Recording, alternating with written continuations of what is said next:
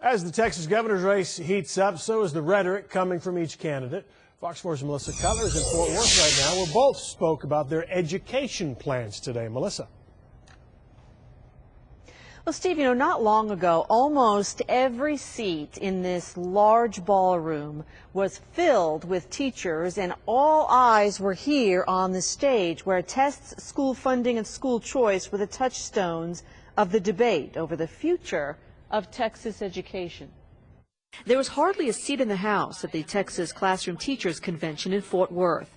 Roughly 300 educators listened and learned how each candidate for governor might lead the state through 21st century education issues.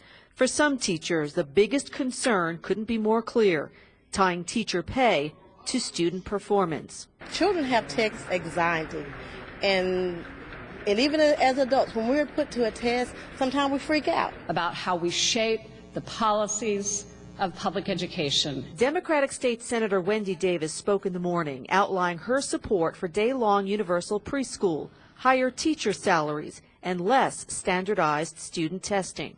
High-stakes tests are not serving us well in this state. We know that. They're overstressing our kids. Texas is lagging behind where we need to be. Republican candidate Attorney General Greg Abbott railed against top-down education, unfunded mandates, and government interference, while boosting teacher retirement efforts. But the sharpest elbows thrown were reserved for the issue of school choice. I'm against vouchers for private schools where they would bleed public dollars out of public education. I stood very strongly against that last session, and I will continue to stand against that. Abbott says he doesn't support that either, but he does support choice within the public school system. My plan doesn't talk about private schools.